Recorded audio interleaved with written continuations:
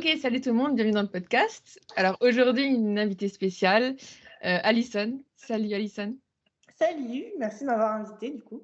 Bah écoute, merci de m'accorder ton temps, ça me fait vraiment extrêmement plaisir de t'avoir sur le podcast.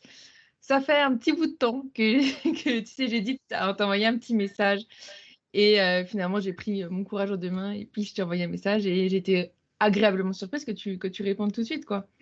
Bah écoute, c'est gentil. Je réponds en général assez rapidement quand même.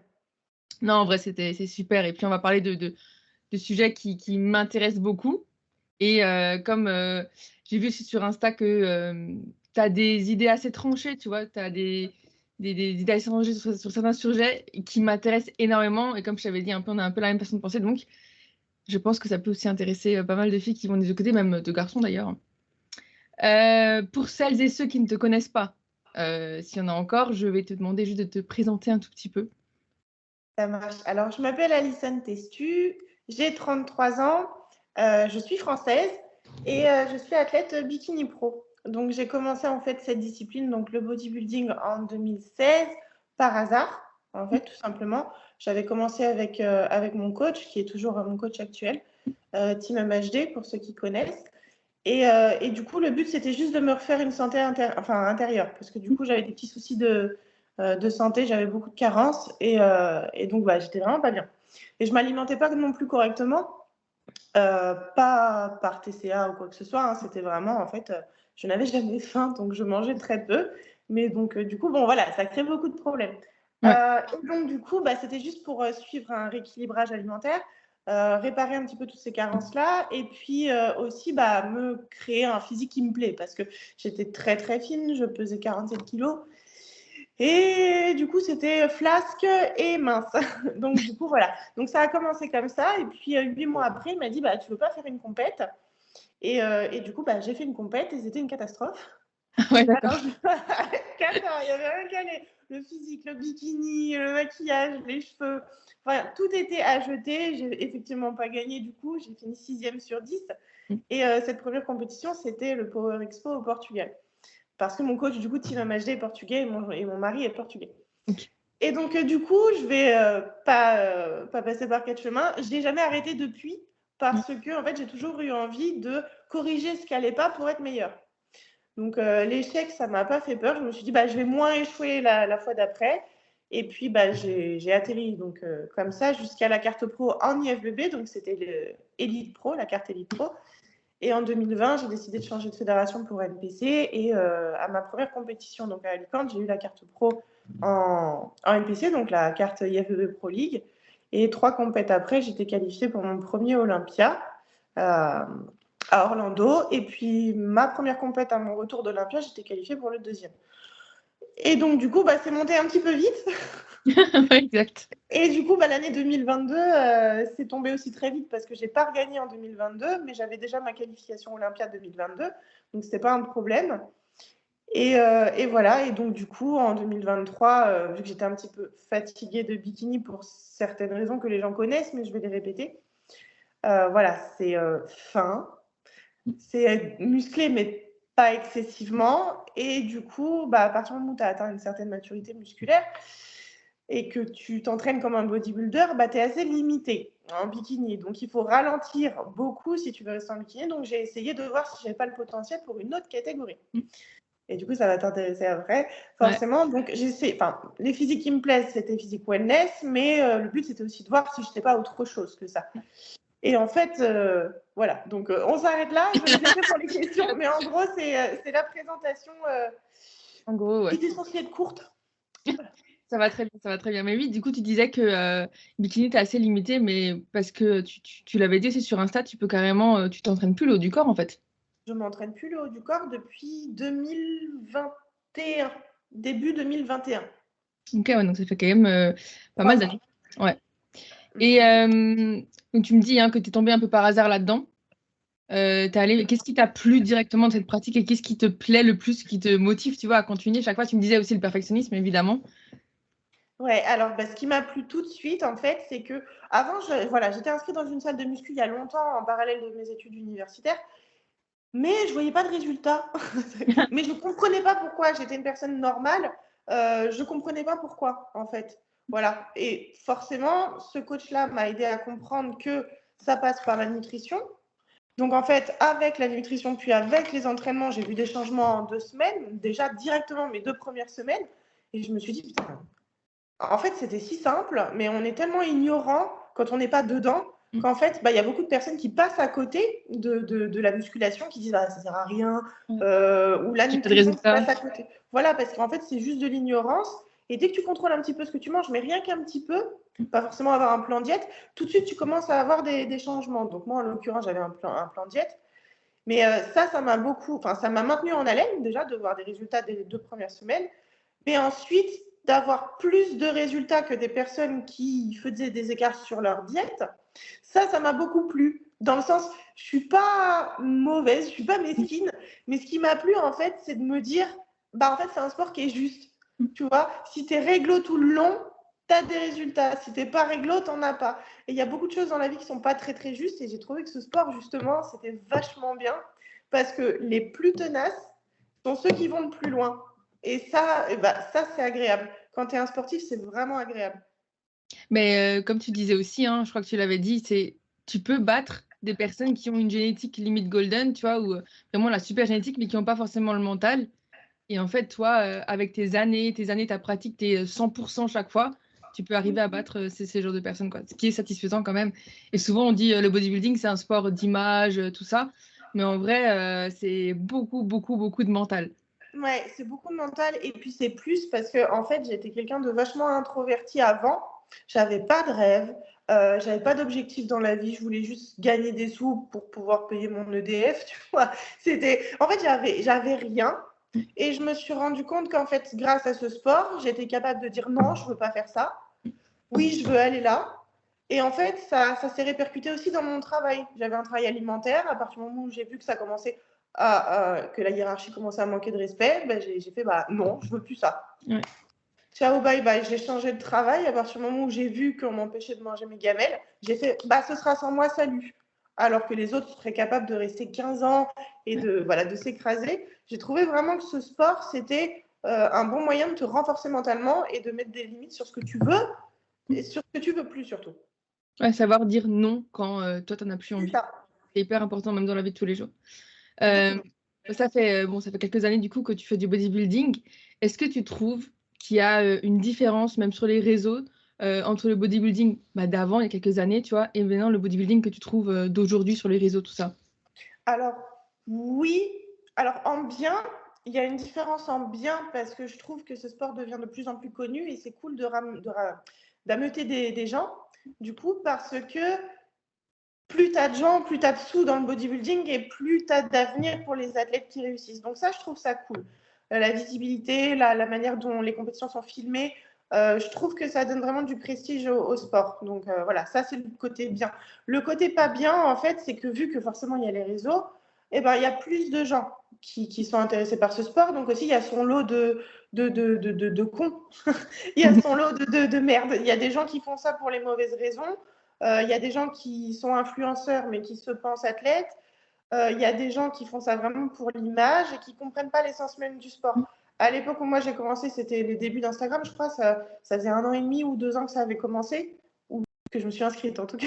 Et il n'y avait pas autant de démonstrations en fait de ce qu'on fait. Voilà, on s'entraînait pour soi, il n'y avait pas de je filme, je te montre ce que je fais pour que tu fasses pareil, parce que voilà, c'était vraiment tu fais ça pour toi. Et quand tu étais sur scène, il n'y avait limite pas de vidéo, pas de photo de toi, parce que c'était pas l'esprit.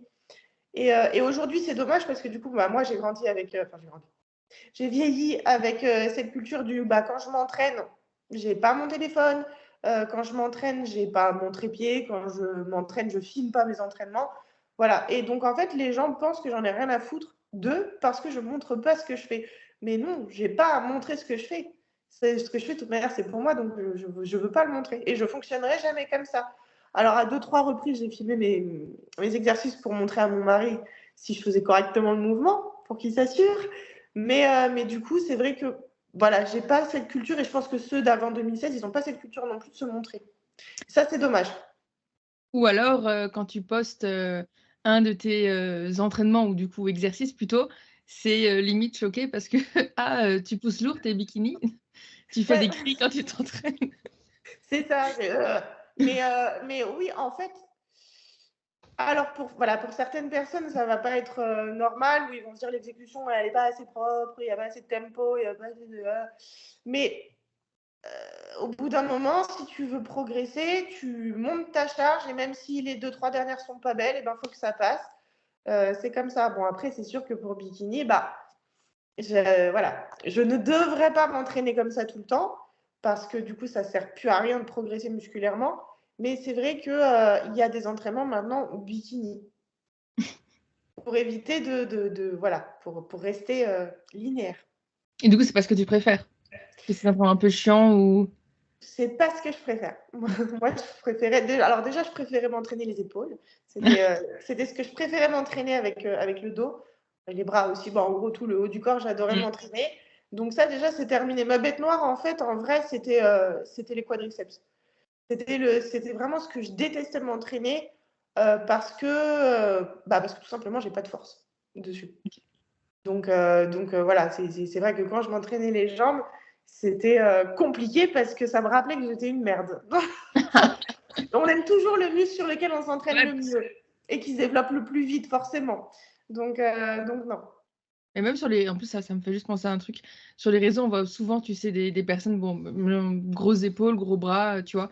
Mais ça montre pas tout le reste des fois, tu vois. Et c'est souvent ça, dans un bodybuilding. Enfin, on cherche une homogénéité, un équilibre, suivant les critères, tout ça. Et on oublie que sur les réseaux, on montre un peu ce qu'on veut, tu vois. Et des fois, le point fort, ok, il est fort parce que t'aimes bien l'entraîner, mais les autres muscles, c'est pas C'est toujours ça. ça. C'est vrai, c'est Euh, vrai. donc, tu as fait plusieurs. Tu m'as dit que tu n'as pas changé de coach, du coup, depuis toutes ces années, hein. Alors, du coup, j'avais gardé mon coach jusqu'à fin 2022. Ok. Je n'avais plus gagné rien du tout en 2022 parce que les juges me faisaient toujours le même retour. T'es trop musclé, t'es trop sèche. Et du coup, mon coach m'a dit, écoute, je sais plus comment faire avec toi. Ok. Parce que c'était mon meilleur ami également. J'étais une de ses premières athlètes. Ok. Et donc, il m'a dit, je sais plus comment faire et je veux pas te faire perdre ton temps. Donc, ce que je te recommande, c'est de changer de coach et de prendre le meilleur coach bikini. Mm. Donc, j'ai changé de coach, j'ai pris le meilleur coach bikini, c'est-à-dire Team Atlas, celui qui fait le plus de qualifications au Olympia, carte pro, etc. Et en fait, ça a été radical, hein, le changement. Je suis restée 3 mois et ce qu'il a fait de moi, c'était une fille avec moins de muscles, qui mangeait moins et qui s'entraînait avec un volume plus haut. Mm. Donc, en gros, tout était fait pour me faire perdre du muscle. Mhm. Donc, ça a bien fonctionné à Olympia parce que j'ai fini second call-out, donc deuxième call-out. Mais j'avais fini aussi deuxième call-out l'année d'avant avec mon coach. Et Mhm. c'est là que j'ai réfléchi et je me suis dit, peut-être juste que je ne suis pas bikini en fait. Parce que quand je suis à mon mieux, je suis deuxième call-out. Quand je suis à mon pire pour moi-même, Ouais. mieux pour bikini, je suis deuxième call-out. Donc finalement, peut-être que c'est mes lignes ou mes ratios qui ne vont pas. Est-ce que je ne serais pas capable de faire autre chose? Donc du coup, je suis restée avec ce coach pendant 3 mois, mais ça ne m'a pas du tout plu. J'aime pas le principe en fait comment dire, ouais, en fait, de préparer des bikinis comme des anorexiques. Mm. Et finalement, en fait, tu vois, augmenter le volume d'entraînement mais réduire la nourriture, j'aime pas ce principe. Je préfère réduire le volume d'entraînement, augmenter la nourriture pour des dépenses qui sont à peu près similaires finalement, mais c'est pas le même rendu sur scène. Tu as un physique plus plein, tu as un physique plus joli, en meilleure santé aussi à l'intérieur. Donc, j'ai pas trop aimé le principe. Donc, je suis retournée avec mon coach début 2023. Et du coup, pendant toutes ces années, tu étais toujours entraînée de la même façon? C'est-à-dire donc, avec un truc ou pas? Vous avez des Ça changements? dépend. Ça dépend de l'année 1 à l'année 3. Je me suis entraînée tous les muscles, tous. Et c'était du volume qui était haut. Donc, en fait, c'était un volume très haut, des charges qui étaient quand même légères à modérées, surtout la première année. Et ensuite, j'ai pu augmenter la charge. Mais voilà, c'était des longues répétitions. C'était 20 répétitions, des charges modérées, etc., etc. Et ensuite, quand j'ai commencé à avoir un physique un petit peu plus abouti, j'ai commencé à repérer des petites lacunes par-ci, par-là. Notamment le dos. Je trouvais que le dos, il était très maigre, il était découpé, mais il manquait de densité. Et quand j'ai dit à mon coach, écoute, je trouve que le dos, il manque de densité, il y a peut-être quelque chose à faire là-dessus. Il m'a dit, OK, donc tu peux te faire ton plan d'entraînement toute seule, vu que maintenant tu sais t'entraîner.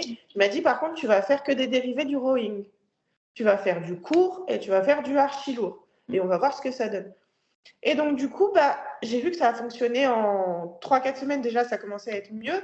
Et je me suis dit, OK, je vais faire ça pour tous les muscles. Finalement, j'ai commencé à m'entraîner toute seule après 2019. Et j'ai utilisé cette technique pour tout. Court, lourd, et tu vas jusqu'à l'échec mécanique. Donc, parfois, pour les fessiers, ça pouvait être 50 répétitions pour les abducteurs. Mais c'était le maximum que je pouvais faire en répétition et en charge. Et pour le reste des exos, c'était 8-10 reps. Et donc, voilà, c'est comme ça, en fait, que j'ai commencé, en le voulant, mais sans le vouloir, à créer un physique qui était beaucoup trop musclé et beaucoup trop dense.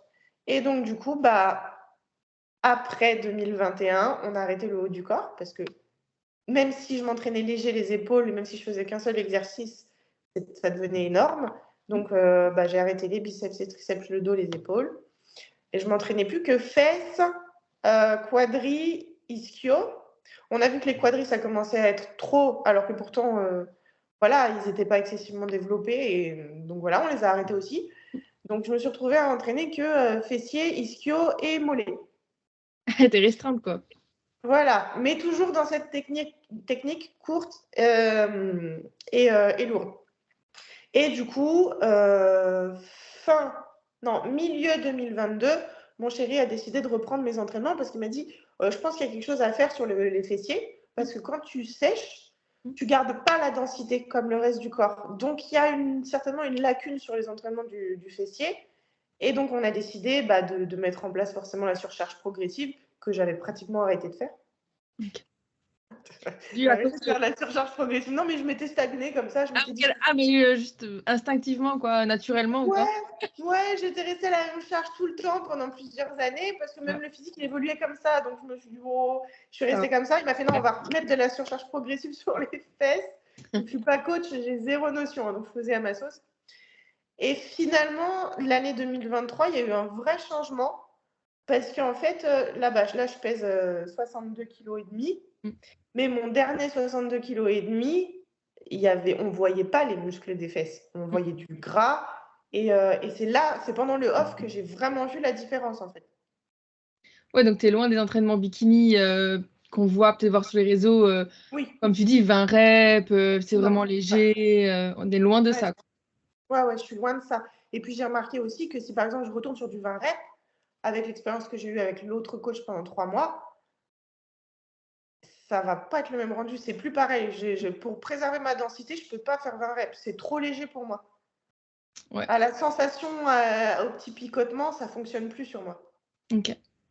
Tu as fait plusieurs scènes du coup, hein, même pas mal déjà. Hein. Quel est ton meilleur souvenir sur scène? C'est horrible. le meilleur souvenir sur scène.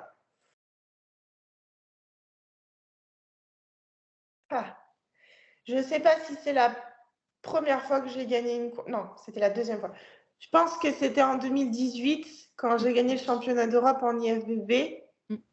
Je venais juste de gagner le championnat du Portugal, donc c'était l'équivalent de la Coupe de France, mais au Portugal. Donc, c'était 3 semaines après. J'ai gagné le championnat d'Europe et je me suis dit, ah ouais, c'est vrai, c'est pour moi. Alors, j'y ai pas cru, je me suis dit, oh non. Et c'est là que je me suis dit, ah, peut-être que je peux espérer à plus, parce qu'avant, je faisais ça vraiment comme ça. Hein. Et après, je me suis dit, ah ouais, peut-être que je peux faire plus. Donc ça, c'était peut-être un des meilleurs moments sur scène.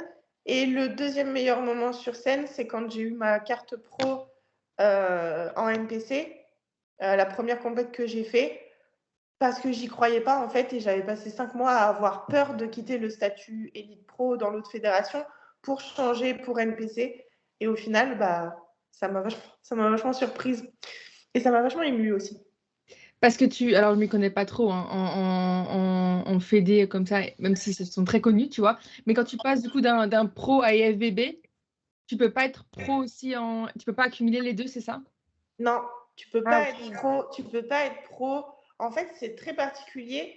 La fédération principale de bodybuilding avant 2017, c'était une seule fédération. C'était la IFBB amateur et la IFBB Pro League en professionnel. Et il y a eu une séparation en 2017. Donc, l'IFBB amateur a créé Elite Pro Mmh. sa fédération de pro.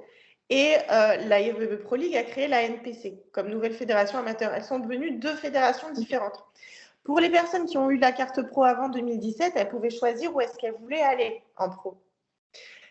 Mais une fois qu'elles avaient pris la décision, elles étaient cantonnées à cette fédération. Pour les personnes qui ont gagné la carte pro, par exemple, en fin 2017 ou 2018, et ben, du coup, tu gagnais la carte pro dans la fédération amateur dans laquelle tu étais. Donc moi, en l'occurrence, c'était Elite Pro. Et donc, j'ai dû repasser par l'amateur pour regagner la carte pro. Voilà. Et donc, forcément, j'ai perdu le statut pro directement. Et tu as préféré l'une ou l'autre? Lesquelles, pourquoi? Alors, j'ai préféré la NPC parce qu'en fait, du coup, tu as beaucoup plus de retour sur investissement. Donc, pas pécunier, mais en gros, quand tu vas sur scène, tu es mis en valeur. La scène, la musique, l'ambiance, ça fait du bien en tant qu'athlète d'avoir vraiment un retour comme ça, même si bah, tu gagnes rien. Donc, par contre, l'IFBB, ce qui était dommage, c'est que c'était des scènes qui étaient très jolies, mais la salle était vide, pratiquement pas de spectateurs. Les inscriptions étaient hors de prix.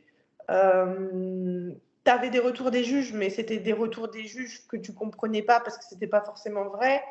Tu avais également les juges qui étaient aussi coachs, qui pouvaient aussi avoir des athlètes qui montaient sur scène, ce que tu n'as pas en NPC. En NPC, les juges sont des juges et ils ne font rien d'autre.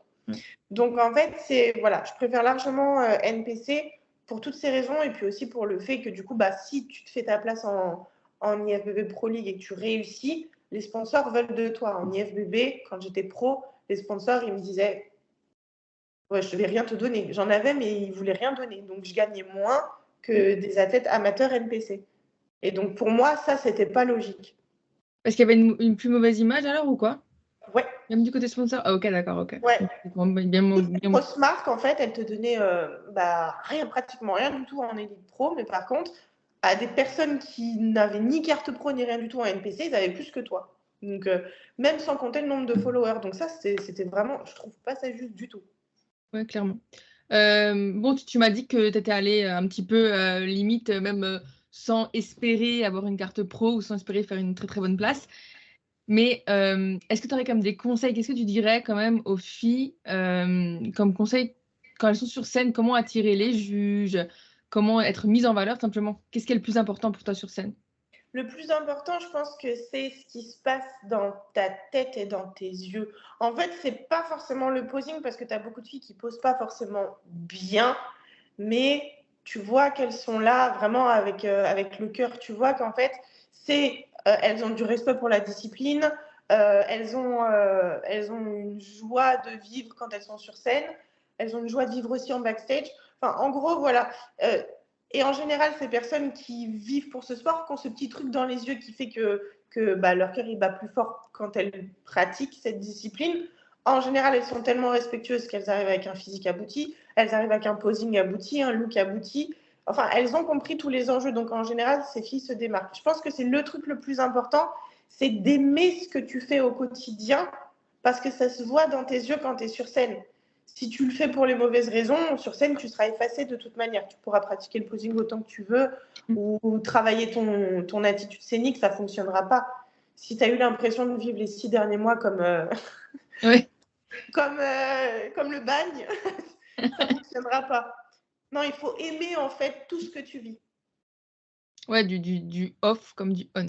Oui, tout. Super important. Bon, on va passer au sujet qui m'intéresse Oui. le plus. Oui.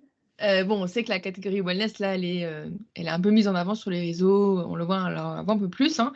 Et on sait que toi, tu as voulu, à un moment donné, essayer en tout cas de concourir ou en tout cas pas de concourir, mais d'avoir une ligne wellness. Qu'est-ce qui a fait que, tu t'es rétractée? Alors, écoute, les 3 premiers mois, donc janvier, février, mars 2023, même jusqu'à avril, j'ai vu, en fait, donc je suis passée de mon physique bikini, tout mince, post-compétition, donc vraiment très, très maigre, 54 kilos, un truc comme ça. Et en 3 mois, j'ai vu mon physique se métamorphoser parce qu'en fait, je me suis rendu compte que, donc on avait forcément augmenté la nourriture et les entraînements étaient revenus comme avant.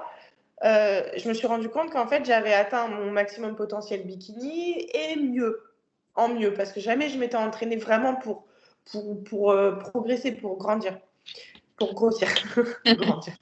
Et du coup, j'ai eu de l'espoir ces 3-4 premiers mois parce que du coup, j'ai vu une transformation voilà, qui me rendait fière. Mais à partir du moment où j'ai atteint le stade plateau, j'ai commencé à me poser des questions, à me dire est-ce que c'est suffisant? Est-ce que ça va être assez, etc. Peut-être que la tête, ça a joué aussi, mais la stagnation de poids plus les entraînements intenses, parce que ça faisait quand même 4-5 mois, les articulations commençaient à pas suivre, les poignets, même si j'avais des sangles de tirage, etc. Les genoux, ça commençait à pas suivre. Et pourtant, c'était mon chéri qui m'entraînait à la salle, donc on essayait de faire attention au placement, bien entendu. Et je voyais que mon corps, il y avait un truc qui, voilà, structurellement parlant, je sentais que ça allait pas être possible de faire lourd, plus lourd que ce que je faisais déjà. Et sur le long terme surtout. Donc ça, c'était le premier truc, ça a commencé à me frustrer de voir mon corps qui était assez limité. Ensuite, les quadriceps se développaient plutôt bien, mais jamais ça aurait été suffisant pour wellness. Il m'aurait fallu plusieurs années. Donc ça, je le comprends totalement et je suis patiente. Mais le truc, c'est que je me suis dit, regarde mes épaules, je ne les entraîne pas. Elles sont restées, même si ça fait 3 ans que je ne les entraîne plus. Les quadriceps, vu que je m'étais un petit peu blessée, j'ai arrêté 10 jours. Ça avait quand même pas mal dégonflé. Je me suis dit, est-ce que ta génétique, elle est faite pour avoir des grosses jambes? Vu que je fais quand même presque 1m70 et que je suis quand même très longiligne, je me suis dit, est-ce que c'est fait pour toi? Donc, je me commençais à me remettre un peu en question. Et puis, au bout d'un moment, je me suis rendu compte qu'en fait, non, je n'étais pas faite pour wellness. Et quand tu n'es pas fait pour wellness, est-ce que tu es prêt à passer le cap à l'année? Ça, c'est la question. Parce que passer le cap en préparation physique en sèche, quand tu es athlète pro, j'ai envie de te dire, c'est plutôt monnaie courante. Mais par contre, te dire que vu que tu n'as pas la génétique, qu'il va falloir que peut-être tu le fasses à l'année, principalement en prise de masse, mais limite plus en sèche, est-ce que tu es prête à ça sur plusieurs années? Vu que moi, j'ai un physique qui ne prend pas forcément des jambes très rapidement, voilà, la question c'était est-ce que tu dois faire ça toute ta vie? En tout cas, tant que tu voudras rester compétitive.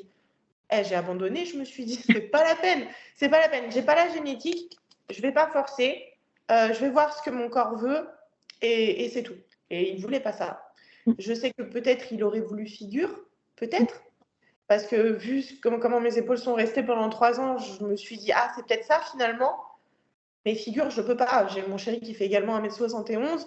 Donc, je fais, il est même physique, mais je fais quoi si je suis grave en V? Enfin, au bout d'un moment, je peux pas non plus modifier mon corps pour une compétition, sachant que ça va pas lui plaire à lui, me plaire à moi. Voilà, voilà. Donc je peux pas modifier tout pour coller une catégorie. Donc finalement, j'ai décidé j'arrête les quadrilles. Mon coach m'a descendu légèrement la diète. Et puis en septembre, finalement, je me suis rendu compte que j'ai perdu 8 kilos en 12 semaines, tout seul, comme ça. Mon physique a dégonflé tout seul. Et je me suis dit, bah non, c'est pas wellness, hein. Ça c'est sûr. Donc voilà. Et wellness, c'était un peu la caté qui t'intéressait le plus, même, je veux dire, personnellement, tu vois, comment tu lookerais aussi dans la vie de tous les jours? Ça m'aurait pas dérangé. Mais ça aurait pas été les wellness qu'on voit à Olympia. Ça aurait été des bikinis avec beaucoup de bas du corps. C'est plutôt comme ça que j'aime cette catégorie. C'est-à-dire que Francielle, par exemple, la Miss Olympia, elle est très jolie, mais je trouve que toutes les autres à côté sont bien différentes d'elle. Il n'y a que elle qui n'est pas énorme en vrai, parce que je l'ai vue en backstage en vrai, à 2 reprises, et elle n'est pas aussi énorme que ça. Tu vois, c'est très féminin, c'est très naturel. Les autres, par contre, c'est plus des monstres. Mais de combattre contre des monstres pour se rapprocher de Francielle, c'est quelque chose que moi, je ne peux pas faire. Voilà. Et pour combattre avec des monstres, il faut jouer dans la même cour qu'eux, et ça, voilà, c'est pas possible. Ouais, t'avais pas envie, quoi. Non, j'avais pas envie. Pour cet objectif-là, j'ai pas envie. Après, je suis pas du tout contre parce qu'il faut pas se leurrer dans le body. C'est monnaie courante dans tous les sports d'ailleurs, surtout à partir du moment où ça se professionnalise. Et c'est pas grave du tout. Mais oui, à vie, là, non. Oui, c'était trop demandé. Et est-ce que, donc comme tu as dit, hein, tu aurais peut-être dû attendre, tu vois, plusieurs années pour vraiment avoir le physique pour. Est-ce que, j'avais une question, hein, si tu n'as pas envie d'y répondre, mais est-ce que les sponsors, ils sont OK de ne pas te voir concourir pendant des années?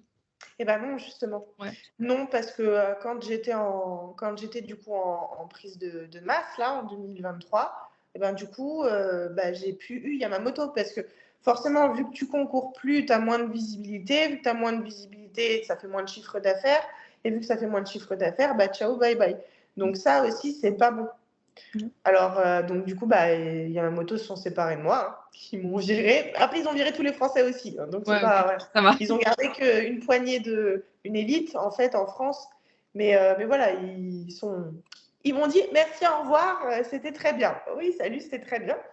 Et du coup, bah, j'ai eu la chance que Jordan de Train by GP me reprenne parce qu'avant d'être à Yamamoto, les deux m'avaient proposé en même temps.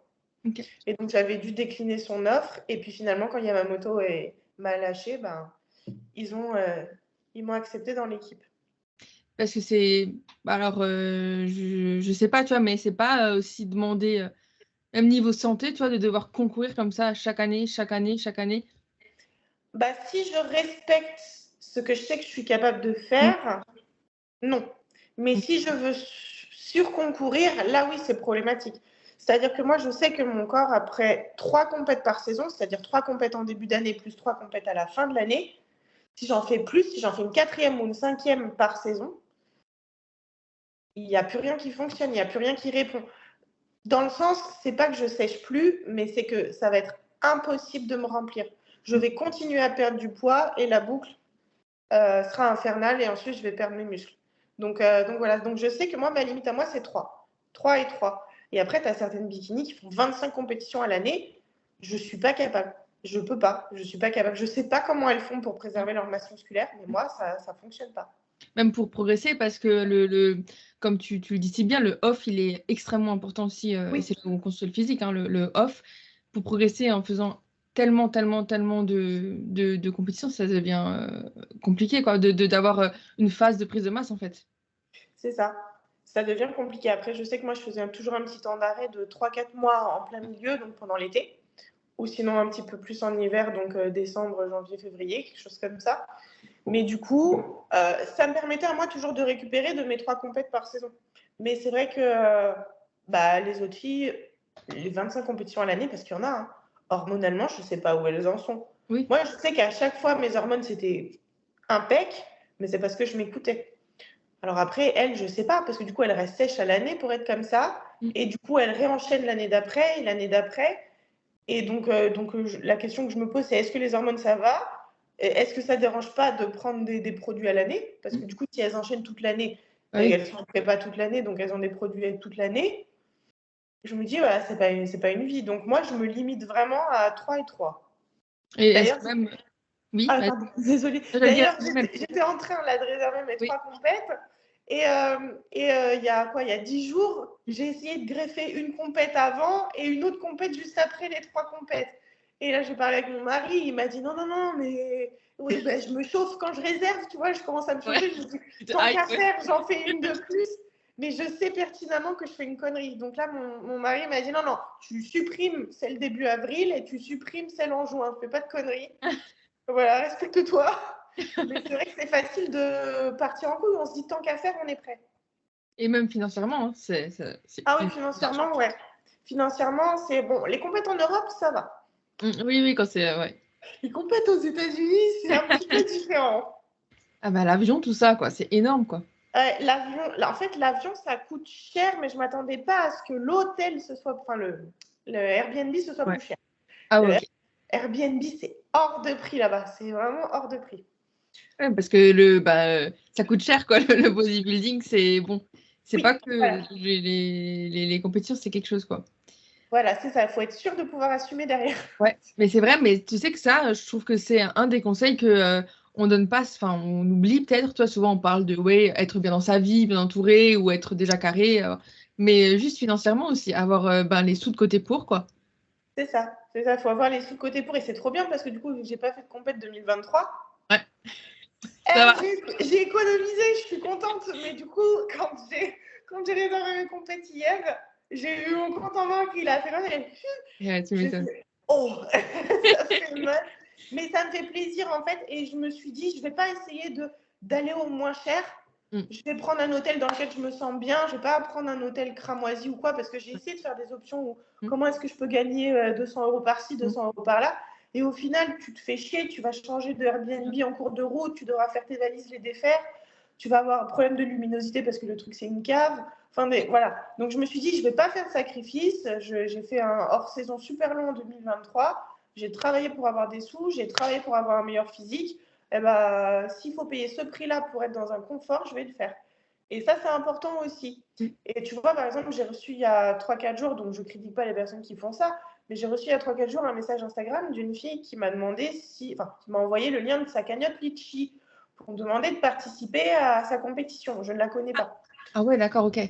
Je ne la connais pas. Et je lui ai dit, bah écoute, coucou, je ne peux pas participer, il faut que je me paye les miennes. J'ai travaillé dur pour me payer les miennes.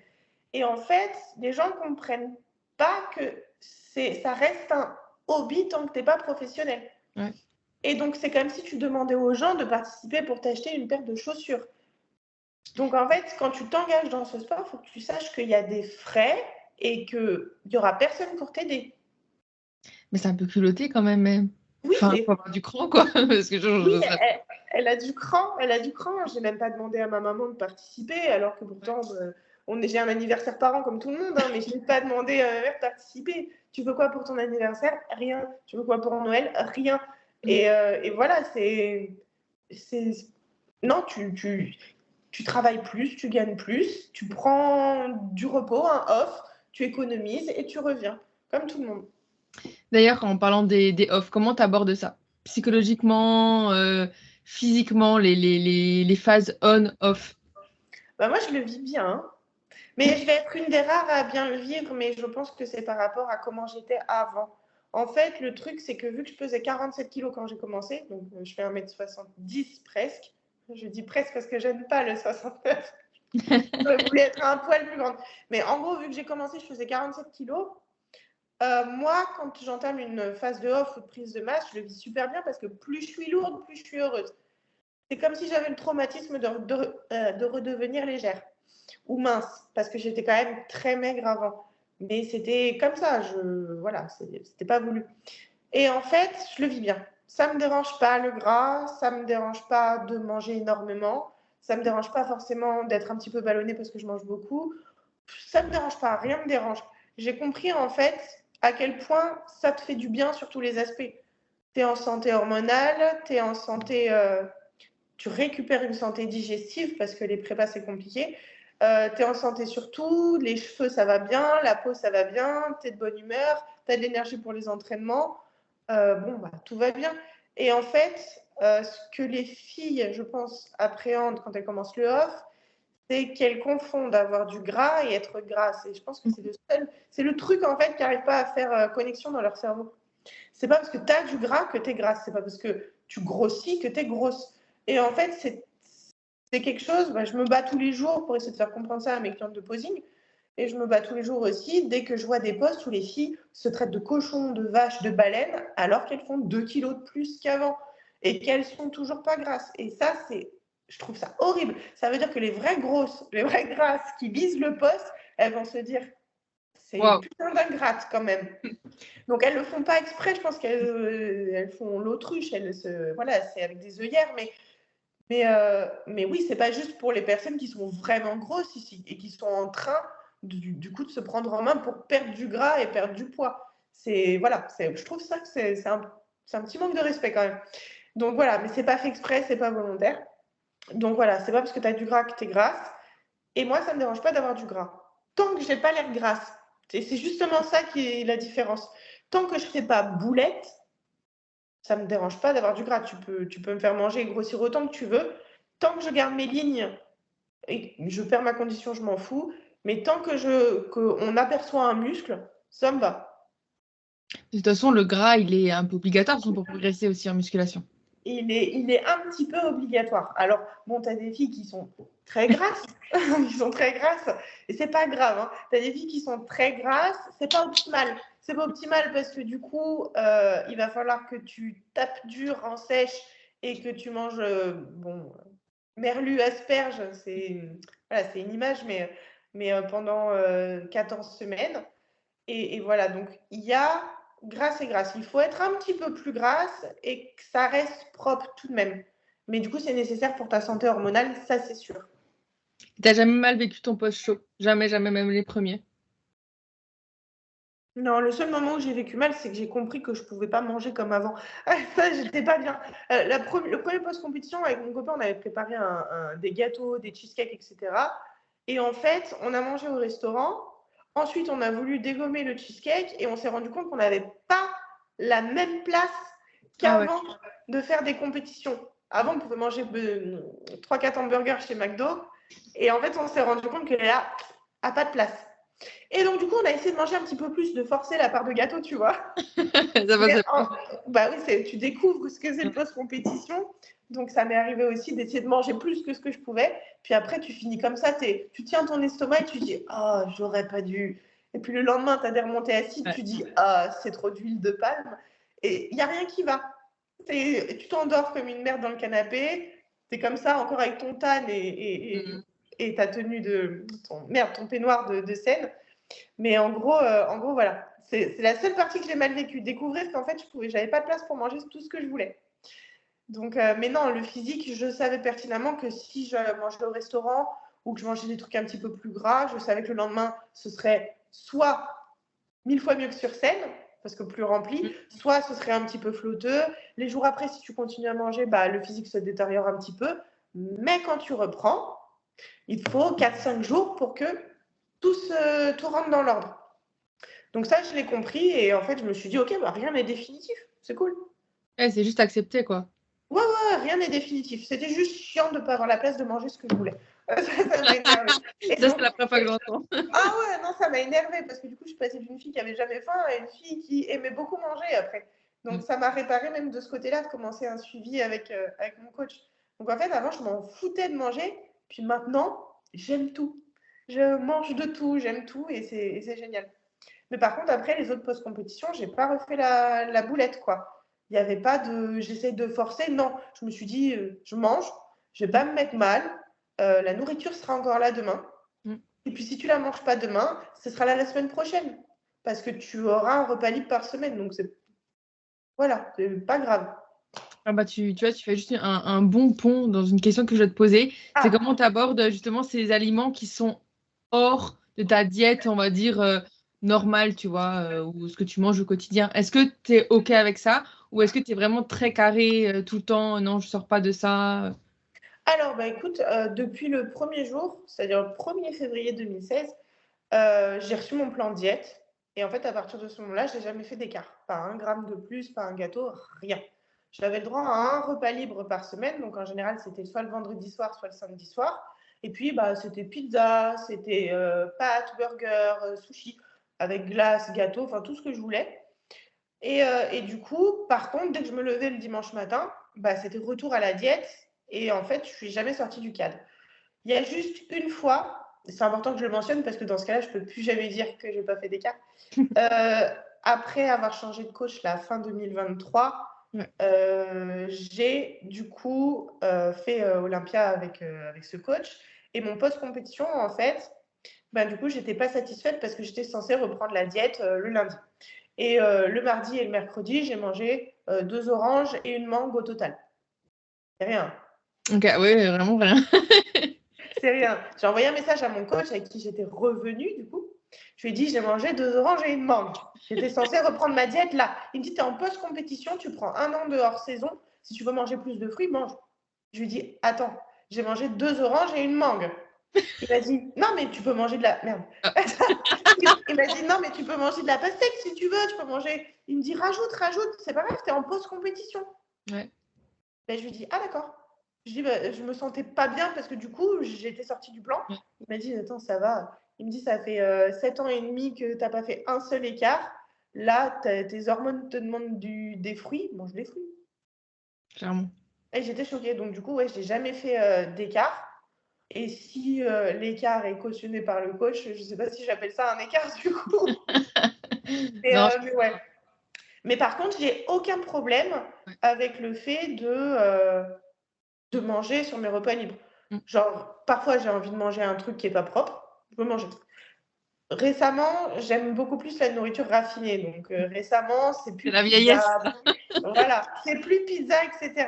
C'est vraiment petit toast avec du saumon fumé, de l'avocat. Enfin, c'est plus gourmet.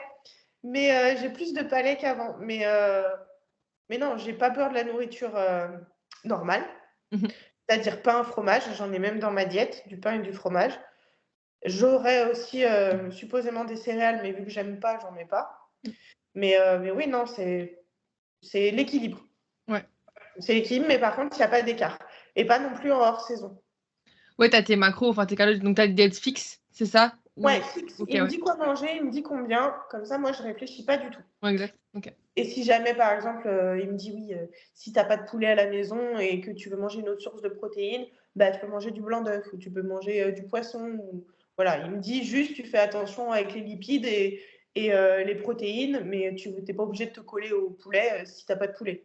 Ou si tu es en galère parce que Manu, mon mari, a mangé tout le poulet, par exemple. Ça arrive. Voilà. Mais ça arrive. Mais du coup, oui, maintenant, vu que ça fait 8 ans, il me fait confiance, donc il me dit, bah, tu te gères comme... Oui, tu as une connaissance de tout ce qui est glucides, machin, enfin, tu as Oui, tout oui. le truc. Okay, ouais. Oui, Oui, et il me laisse aussi des repas flexibles dans ma diète stricte. C'est-à-dire qu'en fait, par exemple, admettons, j'ai mon dernier repas tous les jours, ça va être tant de protéines, tant de lipides, tant de glucides. Et tous les jours, je peux varier, il me laisse au choix. Donc, vu que je suis un petit peu...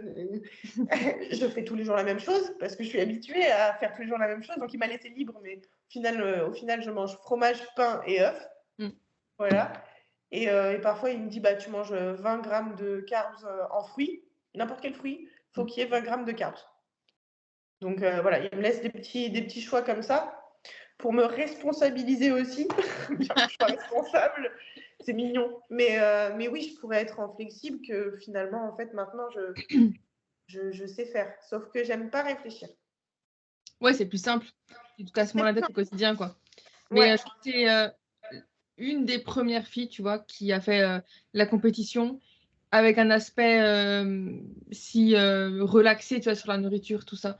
J'ai eu même sur le podcast, tu vois, pas mal de filles en post-show et tout, où bah, même il y en a une qui a chialé, tu vois, pendant son post-show, parce que juste devant sa pizza, ou je sais plus ce qu'elle mangeait, tu vois, c'était très, très compliqué pour elle de s'accepter, de se dire, OK, est-ce que j'ai le droit maintenant de ça? Ou même, on en parlait pendant la prépa, tu as vraiment des jours très définis, tu vois, tu as ton cardio, ton machin, tout doit rentrer dans la journée, ben, tu réfléchis pas, tu fais. Et quand tu te retrouves en off, tu te dis, merde, ben, je fais quoi? Tu vois, je me sens perdue. Ouais, il y a un burn-out émotionnel normalement en post-compète. Alors, moi, ça m'arrive pas parce que je m'en fous de tout. Tout. Ouais, c'est bien. Franchement, je suis une je m'en foutise, donc je m'en fous de tout. Mais il y a en effet une sorte de creux émotionnel. Mon mari a vécu ça, donc ça arrive aussi aux hommes. L'objectif est plus là. On fait quoi? Qui on est? Qu'est-ce qu'on fait? Qu'est-ce qu'on mange? Est-ce qu'on peut pas? Voilà. Et en fait, ça, tu as beaucoup de personnes qui ne le vivent pas bien déjà, en fait, cette perte d'objectif. Parce que du coup, s'il y a perte d'objectif, bah, qu'est-ce que tu fais, toi? Qu'est-ce que tu fais? Est-ce que tu fais de la merde parce que tu as envie, mais tu ne sais pas si c'est bien? Est-ce que tu fais les choses bien? Pourquoi faire? Il n'y a plus d'objectif. Donc, en fait, ça rend fou, ça rend fou là-haut. Donc, je pense que c'est aussi très important d'être bien accompagné sur le post-compétition parce que tu as beaucoup de coachs en fait, qui disent non, reste libre pendant une semaine ou deux, il n'y a plus trop de nouvelles, il n'y a plus de bilan, etc. Donc, en fait, burn-out. Des personnes, burn-out. Alors qu'en fait, moi, mon coach, qu'est-ce qu'il va me dire? Il va me dire, OK, donc là, on est dimanche soir. Dimanche soir, tu manges libre. Tu peux manger libre demain et mardi. Mercredi, tu m'envoies un bilan, retour à la diète. Tant que je ne t'ai pas envoyé la nouvelle diète, tu restes sur l'ancienne. Et donc, en fait, ça me permet de me dire, OK, dimanche soir, je mange bien. Est-ce que je vais me blinder le bide lundi, mardi pour paraître un petit peu gonflé sur le bilan du mercredi? Peut-être pas. Peut-être pas. Et donc, du coup, ça permet de rajouter un petit peu de conscience à tes actions. Te dire, OK, je peux profiter, mais je ne peux pas abuser non plus. Tu vois, il faut. Parce que si j'abuse, en fait, c'est mon image que je vais montrer à mon coach. Et c'est à quel point, en fait, bah, je n'ai pas conscience de ce qui est bien, ce qui est trop, ce qui est de l'abus. Donc, voilà, c'est histoire de donner un petit peu de conscience à l'athlète en post-compétition. Et tu vois, parce que moi, donc j'en ai jamais fait des compétitions, mais mon copain, lui, il a fait sa première saison là, l'année dernière. Et naïvement, un peu, tu sais, je m'attendais à la fin de la compète, me dire, ah ouais, c'est bon, c'est fini, tu vois. Mais en fait, non, c'est limite la prépa, elle continue. Prépa, je m'entends, tu vois, mais parce qu'en fait, il faut rester carré et c'est hyper important de Exactement, respecter. exactement. Et tu as aussi une deuxième chose, alors ça c'est super important. Il y a quelques années encore, c'était pas trop comme ça sur les réseaux. Et là, je vois le mot TCA partout. Oui. Alors, et donc ça c'est super intéressant d'en parler parce qu'en fait, les TCA, ce sont des troubles mentaux. Ce sont des troubles en fait que tu contrôles pas, il faut que ce soit réglé par un psychologue. Et en fait, la méthode d'action, c'est la nourriture, le vomissement, etc. Enfin, c'est relié à la nourriture, mais c'est un trouble mental. C'est l'envie de se faire du mal et de se détruire. En post-compétition, beaucoup de filles disent « j'ai développé des TCA ». Je n'y crois pas. Je n'y crois pas une seconde. En post-compétition, on a les hormones qui reviennent d'un coup, ça dure 4 à 5 semaines. Comme quand tu es enceinte, tu as des putains de fringales, tu as des aliments qui te débectent. D'un coup, tu ne sais pas pourquoi. Le post-compétition, c'est la même chose. Tu reprends toutes tes hormones dans la gueule. J'ai vécu ça également. Ton cerveau te dit mange des fruits, mange des jaunes d'œufs. Enfin, en fait, il t'envoie des signaux bien précis. Ouais. Il te dit ce que tu as envie de manger et il insiste. Et tous les jours, c'est une bataille dans ta tête parce qu'il te dit je veux ça, je veux ça, je veux ça, je veux ça. Et en fait, il n'y a pas de TCA. Il y a juste est-ce que tu écoutes ton cerveau qui t'envoie ces pensées-là parce qu'en fait, ton corps, il a juste envie de redevenir fécond, c'est tout. Est-ce que tu écoutes ça? Et dans ce cas-là, tu prends le risque de devenir une petite boulette. Parce que si tu le fais tous les jours, tu deviens une petite boulette, pas avec des fruits certainement, mais voilà, si c'est les cookies, etc., c'est différent. Mais en gros, y a pas pour moi, il n'y a pas de TCA parce qu'en fait, en post-compétition, tu n'as pas envie de te détruire. Au contraire, tu as envie de te sauver la vie. Et en fait, si tu t'écoutes trop, bah, du coup, tu te sauves trop bien la vie. Mais en fait, les filles qui disent j'ai développé des TCA, ça, moi, je ne le supporte pas parce que ça ne se développe pas. C'est vraiment une envie de se faire du mal. Et les personnes qui sont vraiment atteintes de TCA, je pense qu'elles ne supporteraient pas non plus de voir ça, en fait. C'est-à-dire que moi, j'ai ma meilleure amie au collège qui a souffert, qui était anorexique. Et en fait, elle avait un problème avec ses parents et elle a eu envie de mourir. Et en fait, son but à elle, c'était de montrer qu'elle avait envie de mourir. Et après, elle a pu su faire autrement. Elle n'avait pas envie d'être maigre. Elle n'avait pas envie d'être. Elle s'était pas focalisée par rapport à son image. C'était au secours. Je veux exister pour vous. Je suis là. Je suis en train de me faire du mal. Je vais mourir. Et ensuite, c'était un engrenage. Elle a fini 2 mois à l'hôpital, entubée parce qu'elle était tombée à 31 kilos. Donc oui, c'est un vrai mal. Et donc les filles qui mettent ça sous la faute des TCA, c'est juste parce qu'en fait, elles ne sont pas assez fortes mentalement pour résister à ces hormones-là. Moi, j'ai tenu 7 ans et demi. J'ai craqué sur 2 oranges et une mangue. Ça m'est arrivé. Jamais j'appellerais ça un TCA. Tu vois Oui. ce que je veux dire? Ça aurait pu être des cookies, hein, mais jamais j'appellerais ça un TCA. Mon but, voilà, c'était vraiment de me sauver la vie. Mais, Donc, en discutant avec beaucoup de filles, tu vois, même là-dessus, j'ai l'impression, et c'est un peu une tendance qui revient, toi, c'est celles qui ont le plus de mal en post-show, justement, avec ces problèmes, tout ça. C'est souvent celles qui ont eu des TCA par le passé ou qui étaient encore dedans et qui ont eu, tu vois. parfois c'est ça. Parfois, c'est ça. Et, je dirais même qu'en général, les filles, alors c'est très intéressant, mais les filles qui ont été anciennement anorexiques, souvent, elles surcontrôlent leur nourriture. Ouais. Mm. Et donc j'ai vu beaucoup de filles qui étaient anorexiques, en fait, déviées dans le bodybuilding et refusaient souvent de se faire plaisir ou de manger normalement. Elles se cachaient derrière la diète pour rester sèches et fines. Ça, c'est quelque chose que j'ai vu. J'ai vu. Mais alors après, j'ai connu aussi beaucoup de filles qui malheureusement n'avaient pas de TCA avant, Mm. n'ont jamais eu de problème comme ça. Mais par contre, voilà, elles n'ont pas pu résister en post-compétition et du coup se cachent derrière ça. Donc après, il y en a qui sont bien entendu, il y en a qui ont réveillé leur TCA en post-compétition. Ça, c'est sûr. Mais malheureusement, il y en a beaucoup qui... Voilà, c'est pas le cas. S'auto-diagnostic. S'auto-diagnostic, exactement. Et d'ailleurs, j'ai une amie avec qui, donc, qui est experte en TCA. Du coup, elle travaillait dans le domaine médical et psychologique. Et du coup, elle m'a dit ce qu'elle récupérait, elle, à 100%, c'était des filles qui se disaient avoir des TCA. Il n'y avait que 0,1% de filles qui avaient réellement des TCA. Qui avait réellement une maladie mentale, quoi. Ouais, les autres, c'était juste les hormones. Elles ne savent pas comment contrôler, ou juste des envies subites, ou juste elle a craqué une fois parce qu'elle n'était pas assez forte, et c'est le foutu pour foutu. Quitte à manger, autant manger plus parce que j'en ai envie et je suis gourmande. Et en fait, c'est pas un TCA, ça. C'est juste foutu pour foutu. Mais bon, ça fait partie d'un des très bons conseils, c'est d'être suivi ensuite par un coach, même après une compétition, ne pas arrêter directement un suivi. Et en tout cas, suivre comme normal, en fait, toutes les semaines, comme tout ce que tu avais direct avec le coach. Et est-ce que tu aurais un autre conseil, vraiment, si, par exemple, des bikinis qui nous écoutent, alors soit se lancent, soit voudraient se lancer, tu vois, sur scène, est-ce que tu aurais un ou des conseils? Alors, pour les bikinis qui souhaitent se lancer, donc sur scène, dans un premier temps, trouver un coach pour adopter, on va dire, entre guillemets, ce mode de vie. Pas forcément se préparer une compétition tout de suite. Et pas avoir l'idée de compétition avant même d'avoir mis un pied à la salle. Donc déjà, voir si on aime ce mode de vie, prendre goût, voir si on arrive à le tenir sur le long terme sans objectif, à part son bien-être. Ça, c'est très important parce que si on le fait pour son bien-être, on peut le faire à vie. Et donc, on peut avoir des résultats beaucoup plus durables que si on le fait pour un objectif avec une date limitée dans le temps. Voilà, parce que ça, en fait, si tu le fais pour quelque chose et pas pour toi, tu vas pas pouvoir tenir pareil.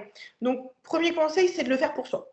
Juste pour se sentir bien, pour avoir le physique de ses rêves, pour devenir fort, ou pour même être plus beau, se reprendre en main pour rencontrer quelqu'un, peu importe en fait. Juste, voilà, le faire pour soi. Ensuite, une fois que ce mode de vie fait partie de toi, là, pourquoi pas une compétition? Voir, est-ce que j'ai encore du boulot, une prise de masse, est-ce que j'ai beaucoup à sécher, etc.